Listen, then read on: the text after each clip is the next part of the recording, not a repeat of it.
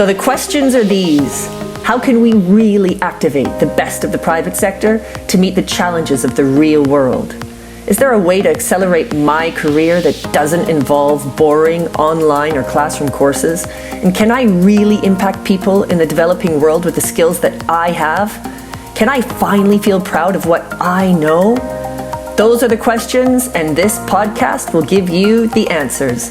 My name is Philippa White, and this is TIE Unearthed. Keep listening, and you can follow us on our journey as we show you how we're connecting the private sector with the social sector to make change.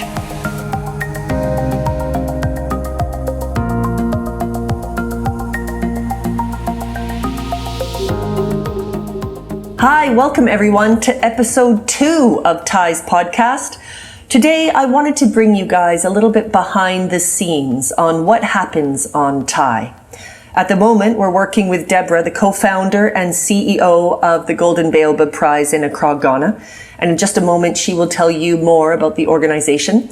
And we've matched her with Cameron from the AND Partnership in New York, and he will tell you a little bit more about him as well.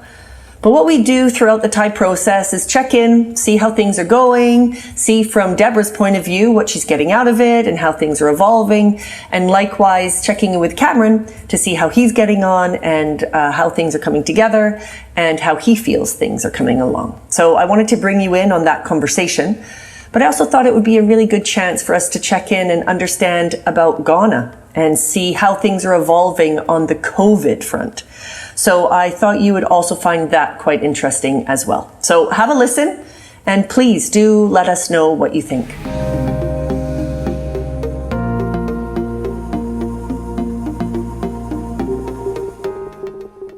Amazing. So thanks everyone for tuning in. I'm here with Deborah and Cameron, and it's great to be connecting with you both at this stage of your TIE project.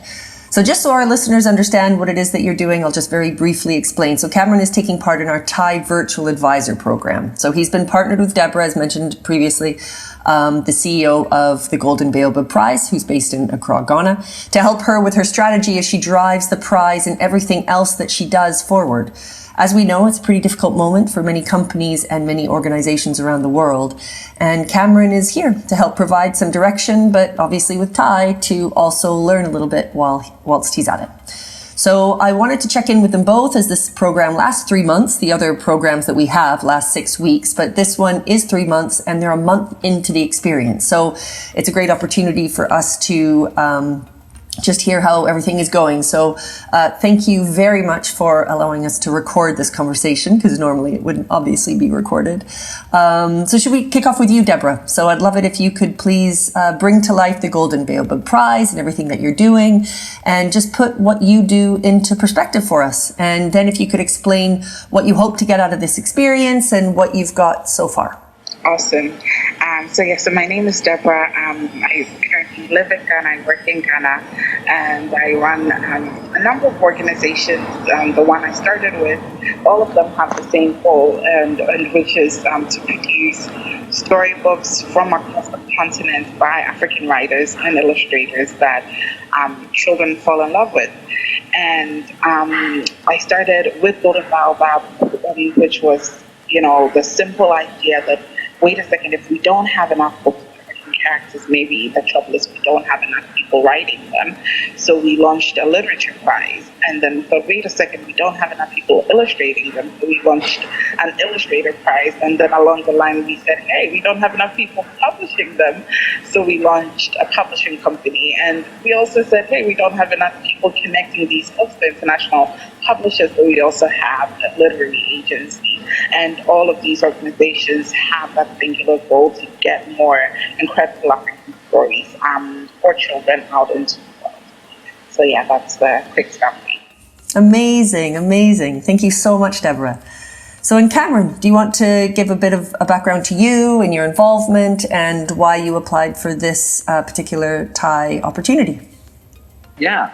Hi, I'm Cameron. I work for an advertising agency here in New York called the AND Partnership.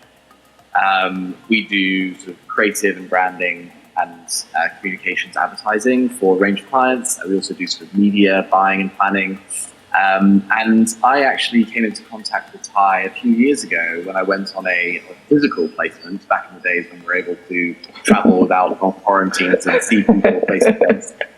When I did a placement in Brazil with a great organization called Somos Professores, butchering the Portuguese. It's perfect. It's perfect. And then, that really gave me a great taste and a great sort of drive to better use my commercial skills to help sort of either social enterprises or NGOs around the world, basically putting my commercial skills to better use than just helping corporate clients.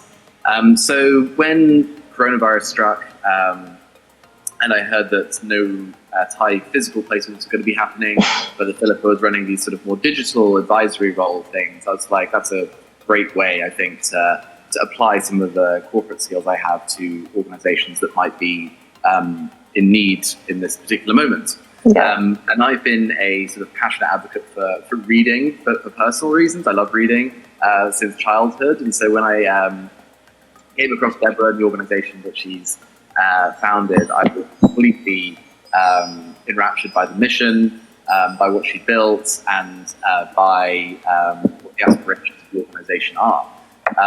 And I think I'm sort of quickly helping sort of better tell the story of the organization, bring it to the market, and hopefully get a whole host of new children falling in love with books and falling in love with great stories. Amazing, super inspiring. Thank you so much, Cameron.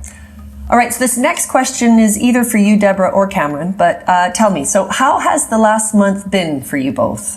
We had the initial introductory briefing call a month ago, right? Yeah, a month ago, when we kicked everything off.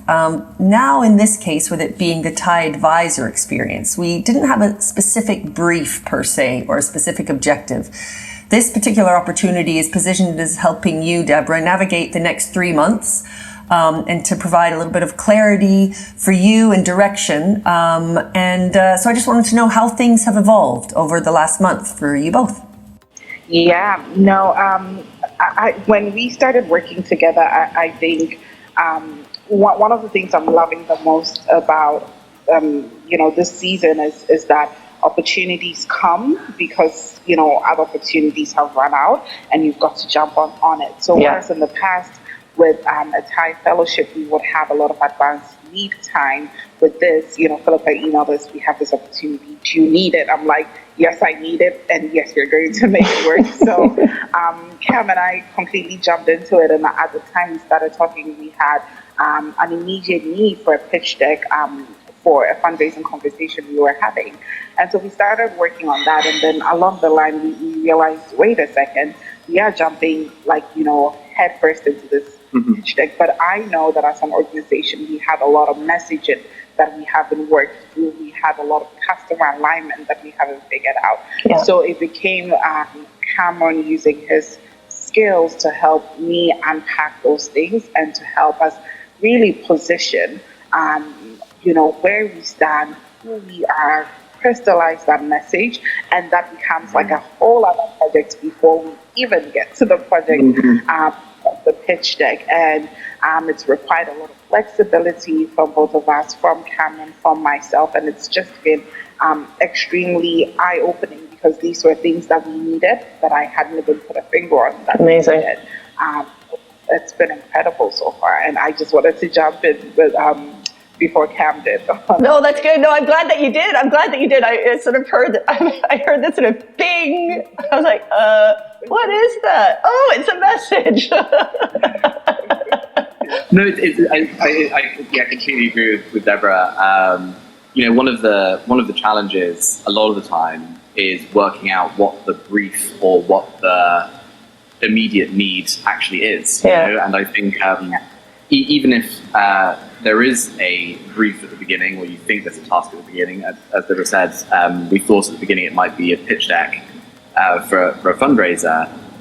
After digging away at it, you realize that actually the immediate need is slightly different. And the immediate task for us is better encapsulating the sort of the brand essence, I suppose, for a better term, of the organization. so that we can write a great pitch deck, but also write great content, be better sort of marketing messaging. There's something that needs to be done before everything else falls into place. And the process to discovering what needs to be done as a priority is really important. And I think sometimes people can get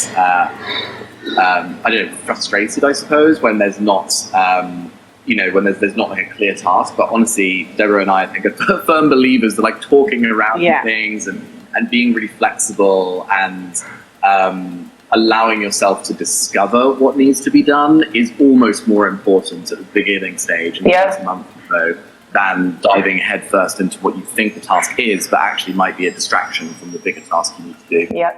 And actually, just out of interest, go ahead, Deborah, go ahead.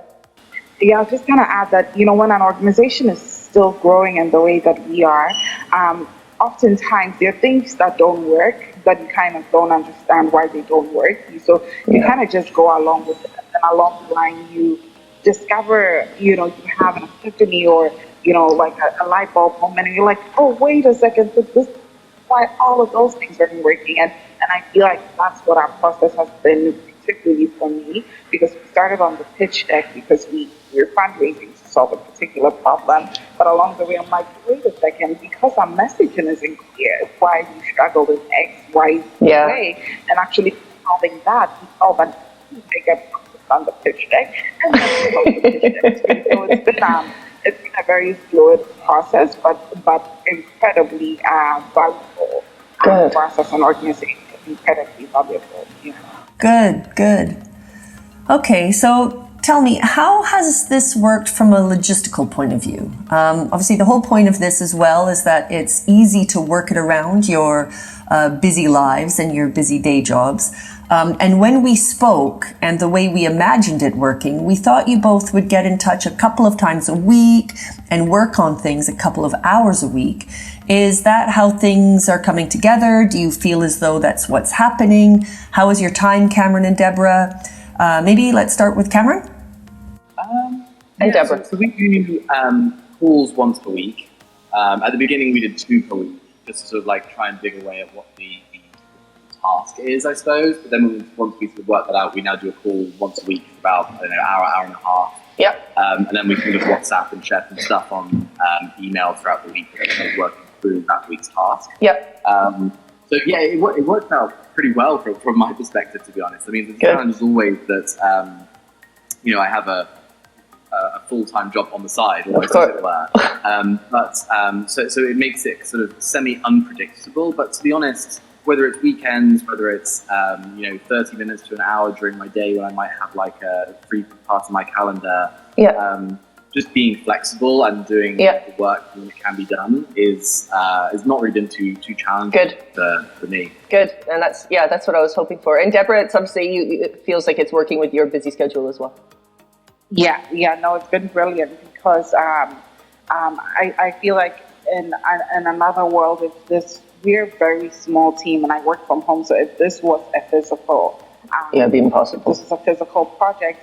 It would have been possible, but it would have been very intense in a short period of time. And every other thing would have to kind of, pay homage to this as the priority project, whether it was our top priority project or not, right? But this way, it's able to, we're able to work on this alongside all of the other things that we're doing, and they are able to blend into each other because there are some things that we will have to work on in the pitch deck, which I'm happy to have a little more time to figure out, so that we are not putting out something that's incomplete, because there are certain insights that I still want to have, like a couple of conversations to synthesize to bring back to this. So it's actually really worked out well. Good. For us. Good.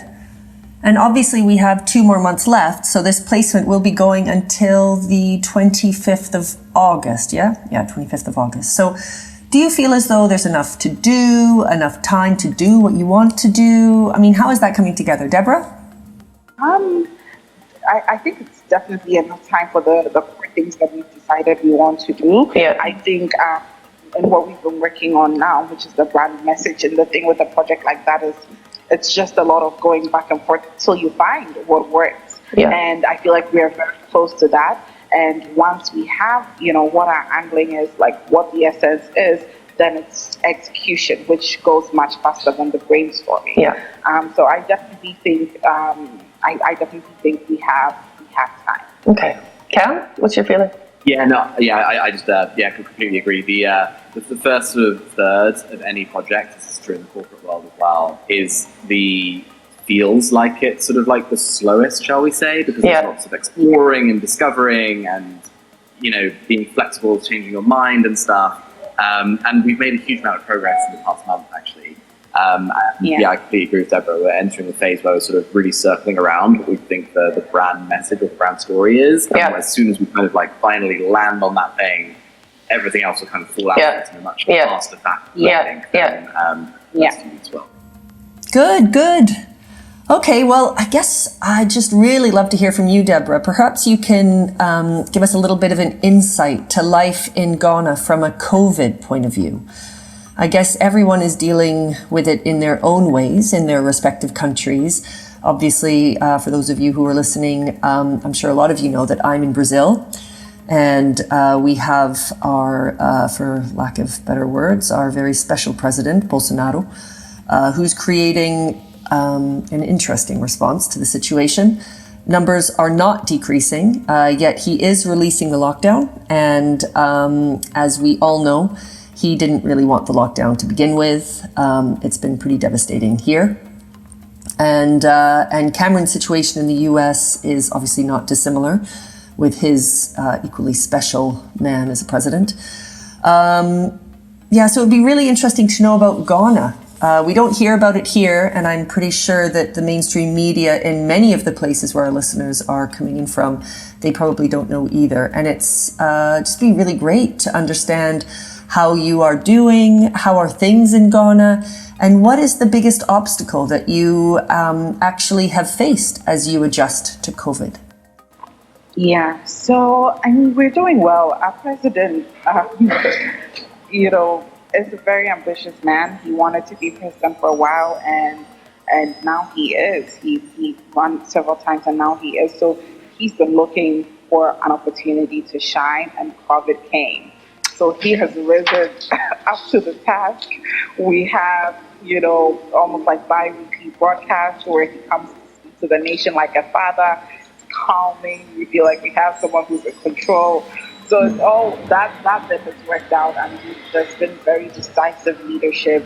There's been a lot of testing, and centers have been set up, corporate came together. It's probably one of the things that has probably worked the best in this country, and as far as I can remember, that's in the public sector. So, and I think the fear that we had as a nation with this coming upon us to think we are never really organized, we are never really ready for things we plan for, how much more disasters of this global scale. I feel like it's been really calming to feel like there's been a strong presence, and I think, given how we're seeing a difference and how leadership in different countries are handling this, it's a testament to the power of leadership, and I think it's a testament to the Ghanaian president for what he's been able to accomplish. So on the national front, that's been good. On the work front, it's been interesting because I work from home anyway, so this hasn't changed my day to day. But now my family's home, my son is home, and my husband also works from home. So it's like, why are you people in my face? Finding your routine that it needs to be able to still have periods of time in a week that I know I'm guaranteed work was a little bit of a challenge in the beginning, but I think I figured that out now, so I'm happy with that. The big challenge, I would say, was that beginning this year, one of our goals for the publishing company was to begin to build our team. And I've been working, so siloed for a while. I was really looking forward to having a physical team that I would hire and have, come here. But obviously, now's not the time to bring new people in. So that's what this has put a wrench in that plan. But it's fine because, we're able to work around other things that, that can happen without that being done. So, my pickup. Okay, so as far as things getting back to some semblance of normal, I guess no one knows anything for sure anywhere at the moment, but are you able to start thinking about your plans for life after COVID? What is the timeline for that? I'm really navigating it as a way to find what works in the face of what hasn't worked, right? So if we don't have physical team that, for example, will slow us down on the sales of physical books, is this an opportunity to explore digital? Is this an opportunity to explore selling rights and licenses to other markets?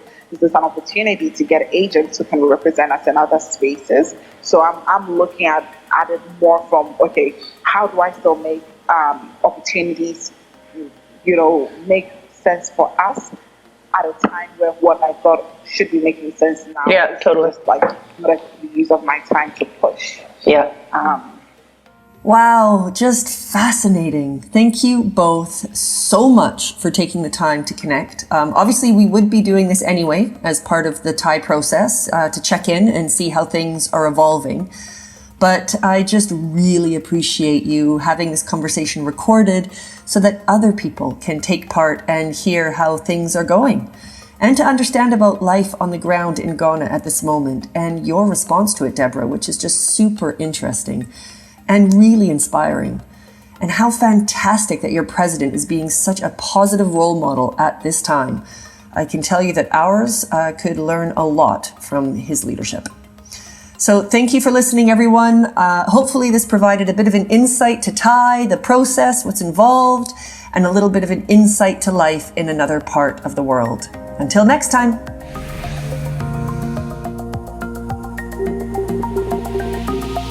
Hey everyone, this is Philippa again. So this is your chance to get involved with TIE. We have 3 absolutely amazing virtual opportunities available, all rooted in connecting the private sector with the social sector to make change. TIE has never been more necessary than right now. So if you're looking for life-changing leadership development opportunities for your employees and you want your company to impact the world, we've got you covered. If you're looking to step out of your comfort zone and use your skills to make a difference and keen to meet other like-minded professionals with similar values, then our TIE Accelerator program is for you. There are so many options, so I urge you to get in touch. Go to theinternationalexchange.co.uk for more information or just shoot us an email. Better companies, better leaders, better world.